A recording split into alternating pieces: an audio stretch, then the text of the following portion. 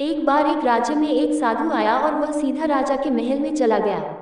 उस साधु की वेशभूषा को देखकर किसी भी सिपाही ने उसे अंदर जाने से नहीं रोका।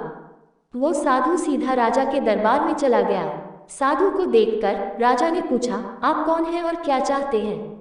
साधु बोला, मैं एक साधु हूँ और प्रवचन देने के लिए दूसरे राज्य जा रहा था, पर अब दिन ढलने को आया है तो मैं आज रात आपके महल में ही रुकूंगा चाहता हूँ और रात बिताने के लिए बस में थोड़ी जगह चाहता हूँ। साधु की बात सुनकर राजा बोला, ये एक राजा का महल है, कोई विश्राम स्थल नहीं जो आप यहाँ रात में रुकना चाहते हैं। आपको बाहर कोई न कोई जगह मिल जाएगी। साधु ने राजा से पूछा, महाराज क्या मैं जान सकता हूँ कि आपसे पहले ये महल किसका था? राजा बोला, मेरे पिता का था, क्योंकि मुझसे पहले वही राजा थे। साधु ने फिर पूछा, अब वो कहाँ है? राजा बोला, अब वो इस दुनिया में नहीं है, उनके बाद ही मैं राजा बना।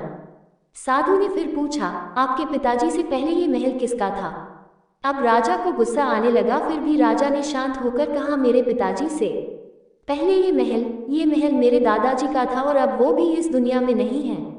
साधु ने कहा, महाराज ये जगह न तो आपकी है और न आगे किसी और की होगी। इस संसार में लोग कुछ ही समय के लिए आते हैं और फिर चले जाते हैं।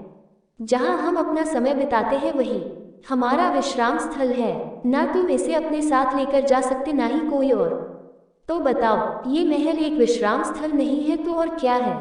राजा को साधु की बात समझ आ गई और हाथ जोड़कर माफी मांगने लगा।